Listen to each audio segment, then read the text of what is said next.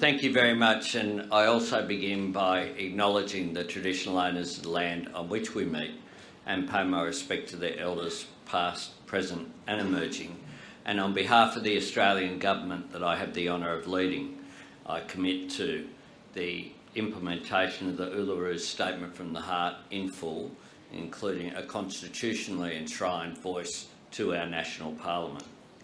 I also want to acknowledge here today Dr Birrell, our co-host from the IEA, Jennifer Westacott, for being a delivery partner of the forum, and also Dr Alan Finkel, the chair of the Forum Steering Committee, but also my ministerial colleagues who are here. We will be joined by the Minister from Japan, Minister Haguda, but we are joined by Minister Singh, Minister Tasrif, Minister Schuster, Secretary Granholm, and my own Minister, Minister Bowen, as well as the Assistant Minister, Jenny McAllister. Quite a lineup, it must be said, as well as leaders of the business community throughout the region. And I welcome you all here on behalf of the Australian Government, one and all, for this important forum. We did have a lovely dinner last night, it must be said, where we had some informal discussion and dialogue, which was incredibly constructive going forward, and I'm sure that this will be a successful 2 days spent here in Australia. I would like to begin, though, with a message for all of our Japanese friends who are here with us today. We all are in shock about the tragic death of former Prime Minister Abe Shinzo. Abe-san was a great friend of Australia, as well as a leader of international significance. I attended the Japanese embassy in Canberra yesterday with my Foreign Minister, Penny Wong, to sign the condolence book. And his death is, of course, a profound loss for Japan, but also a profound loss for the world. I know that the friends that he had, including, I see, former Prime Minister Malcolm Turnbull here with us this morning, all mourn this tragic loss for the world. But for the people of Japan, who of all countries does not have the sort of gun crime that we see in some places of the world, it was particularly shocking that this crime has occurred. And I just hope that the people of Japan can gain some solace from the knowledge that we grieve with you at this terrible time. We do come together today in a time of great uncertainty. The COVID-19 pandemic has exposed vulnerabilities and laid bare challenges that we simply cannot ignore. There are many lessons that we will all take from this experience, but one of the most critical ones for me is that we are stronger when we work together. We are, for all of our differences, one common human family. And we all call this one fragile planet our home. When we pause and reflect on this, we recognise our connection to one another. We recognise that we have a common stake in each other, and that the best way to meet the challenges in front of us is by finding common ground. That is what this forum is about, finding common ground. And that's the message I'm carrying with me today, a message underscored by your presence here today. The diversity and unity of purpose in this room makes it very clear. All of you coming together from across sectors and nations because you understand that our future is linked. All of us here know what needs to be done. The nature of the challenge and the science is not in question. Its urgency and scope is clear. The question is our ability, but importantly as well, our appetite to seize the opportunities that it contains and to shape them in our common interests.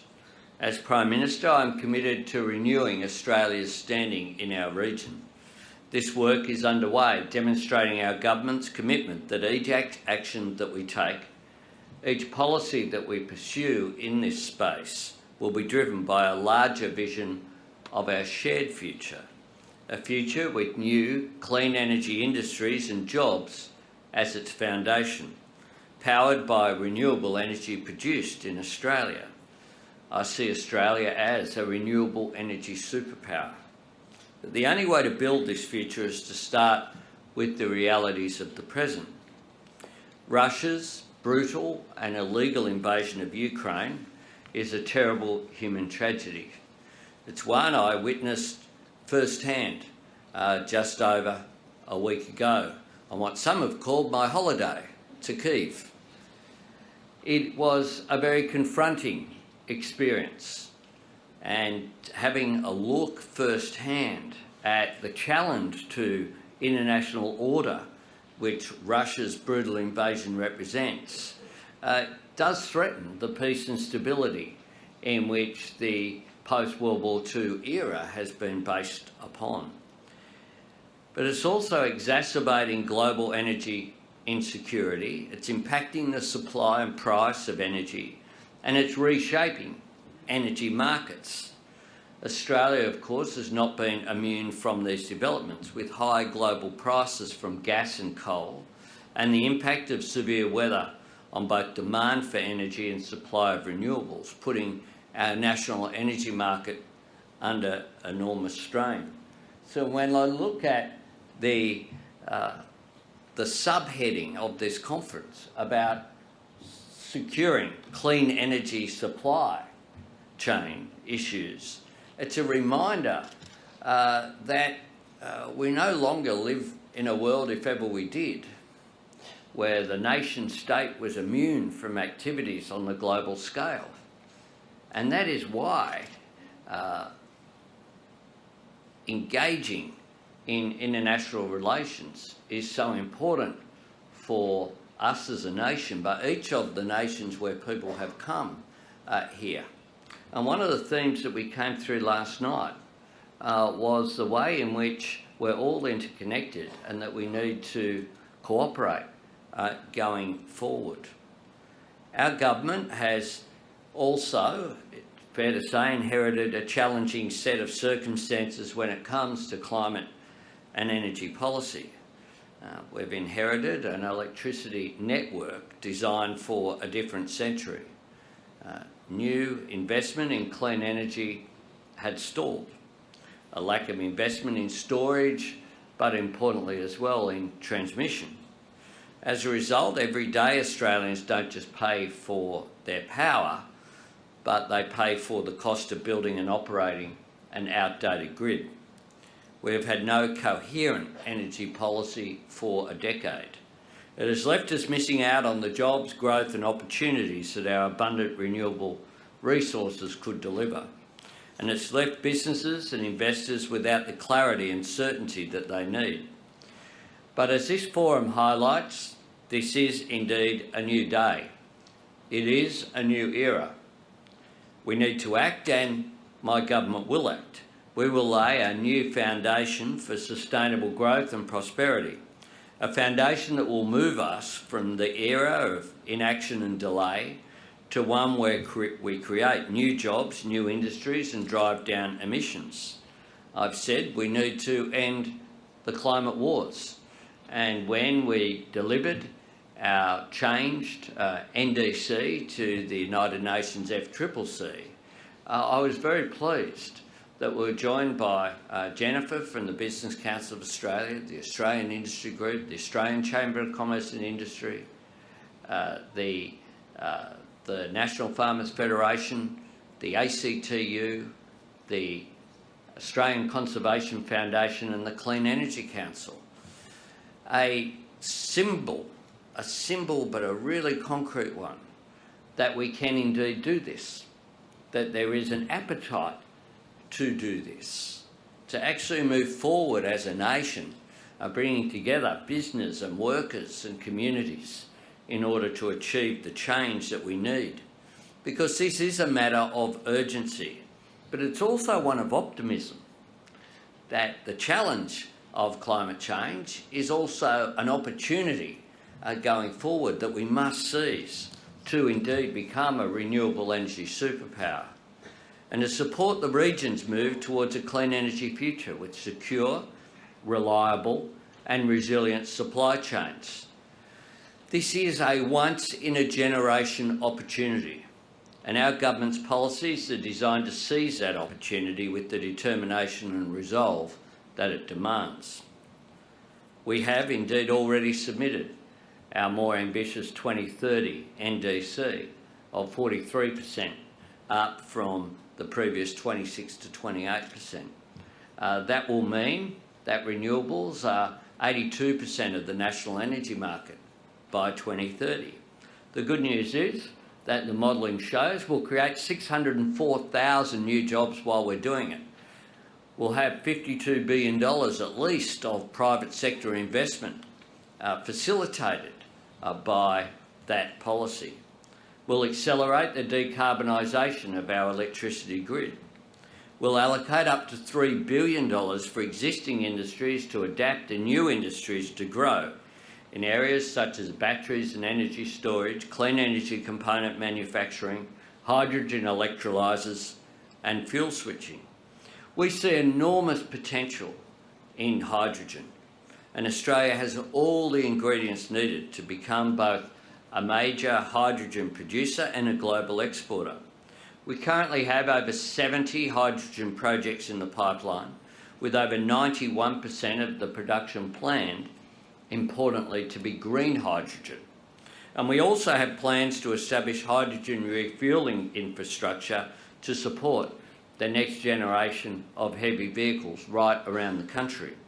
Similarly, we'll establish our nation's first ever electric vehicle strategy on a national level, making electric vehicles cheaper and doubling existing investment in electric vehicle charging.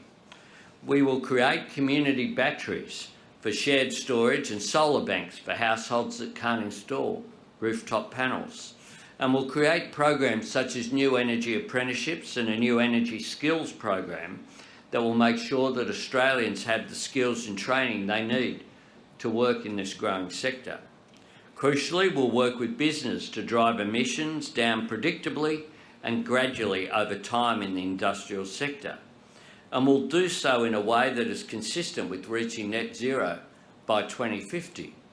Importantly, when I convened under our system, the Federation can create some difficulties.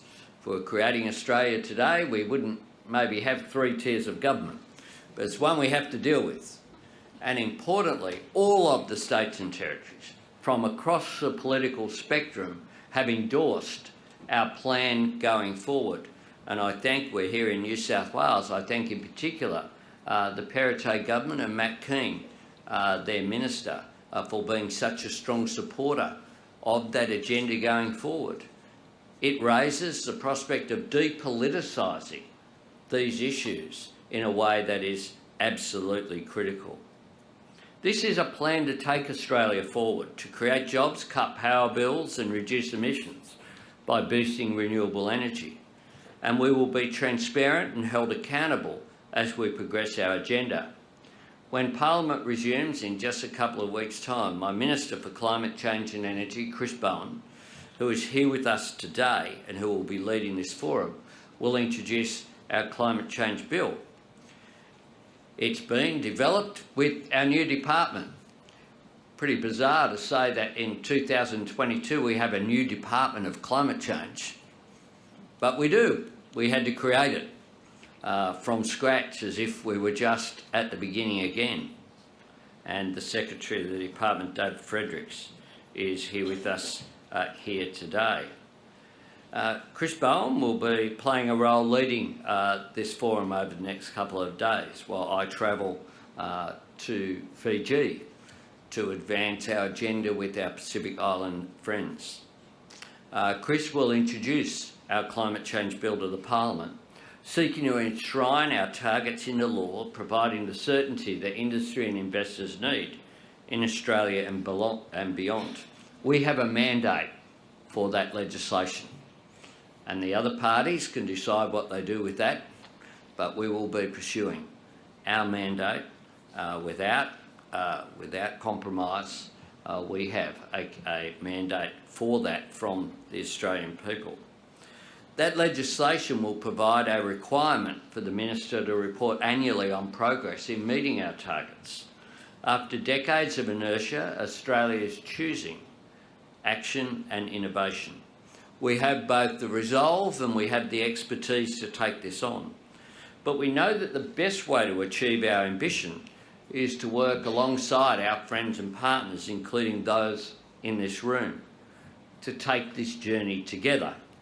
We are proud of our place in the Indo-Pacific, proud of the ties of friendship and cooperation that bind our countries together, and few regions have more at stake or more to gain in meeting this challenge collectively than our own.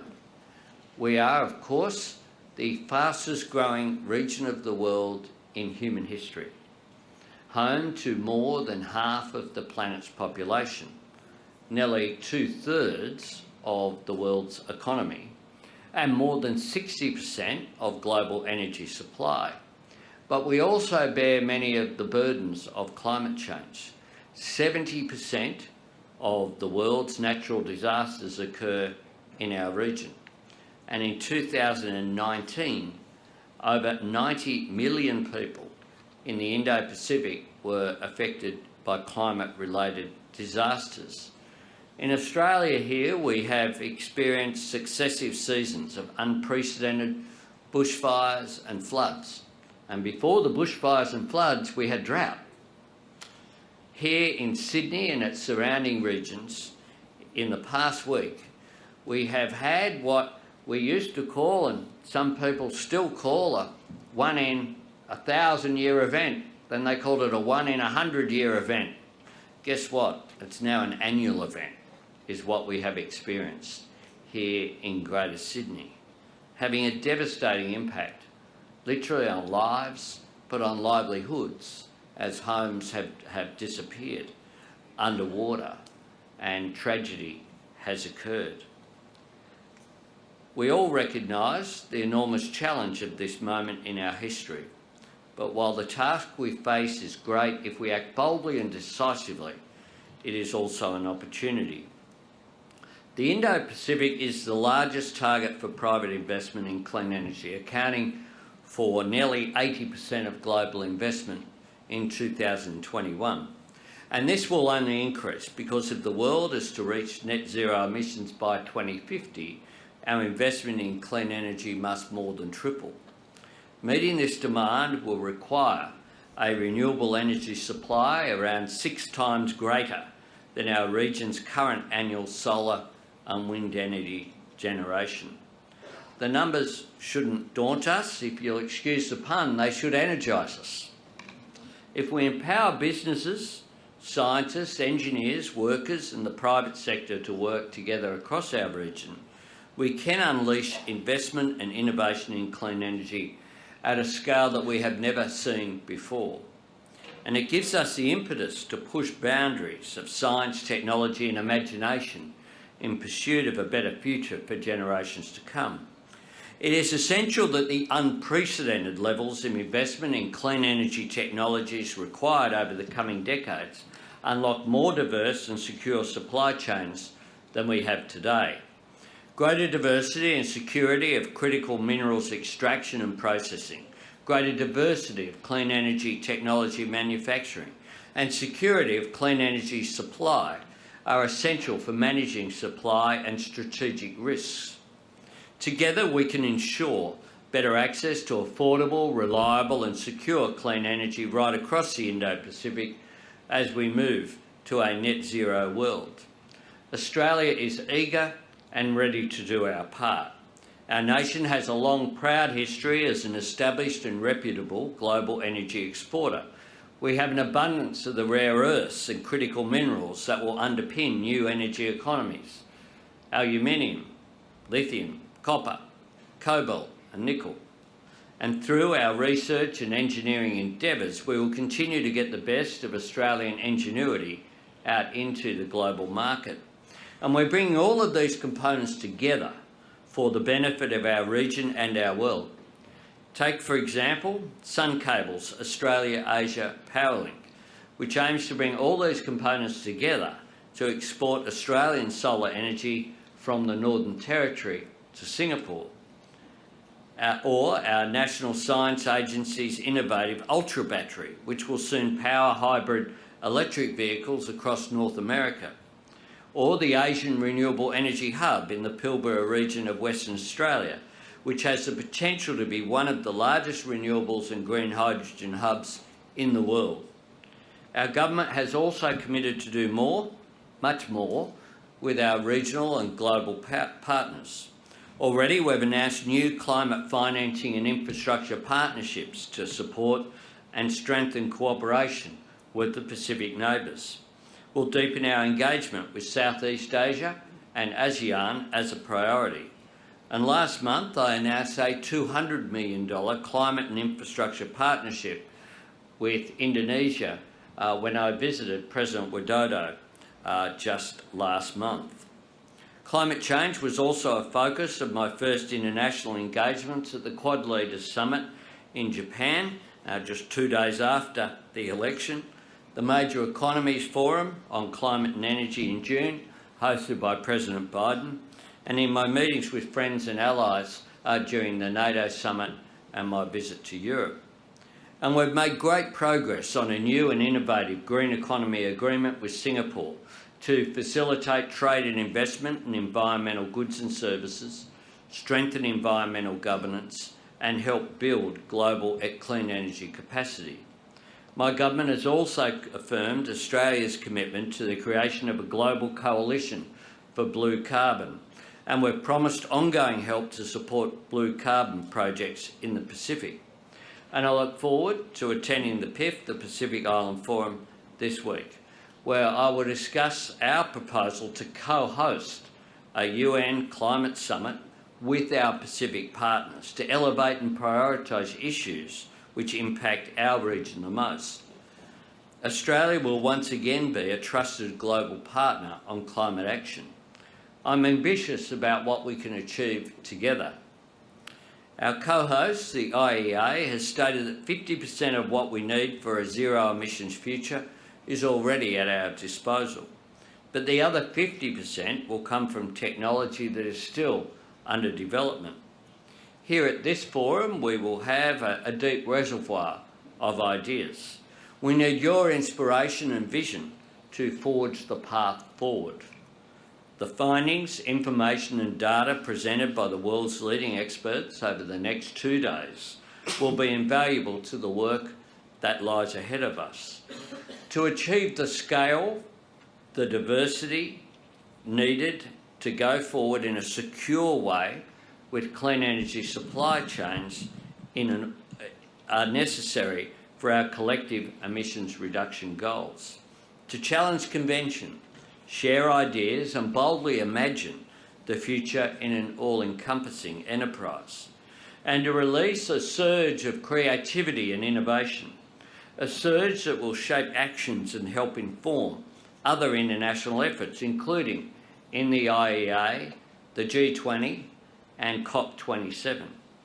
When G7 leaders met just this month, they discussed innovative ways to ensure an orderly, fair and equitable energy transition, including with partners in our region. And when I meet G20 leaders in Bali in November to discuss accelerating energy transitions globally, I will draw on this forum's discussions, particularly your views on energy security and the transformative role on clean energy technologies.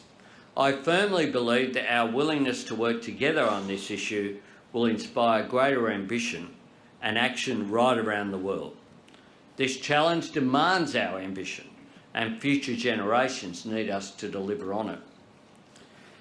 In conclusion, can I say that hosting this forum on our shores underlines Australia's commitment to confront this challenge. It's a commitment shared by all of you and by all of the nations that you represent. And it comes from a shared understanding that we owe all that we know and are to this one precious planet, and that together we can accomplish so much more than we could ever do alone. Our work here and now will determine the quality of life for future generations. It's not just about energy or the environment, it's about how our economies grow, but it also, of course, is about our national security going forward as well. It won't be easy. Each step will bring its own challenges, and we will need to learn and adjust our approach as science advances and technology evolves. But I have no doubt that if we work tirelessly in common effort, we will achieve our common purpose. Confident in the innovation and ingenuity at our disposal, let us create an enduring framework for a better future and an enduring legacy of the partnership between our Indo-Pacific nations. I wish you a very successful couple of days here, and I hope that for our international visitors you enjoy your time in this great global city of Sydney. Thanks very much.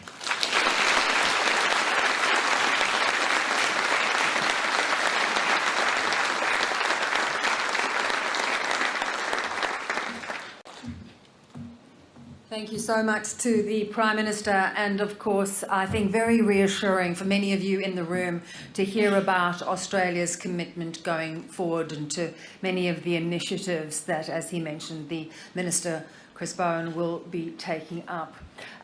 In keeping with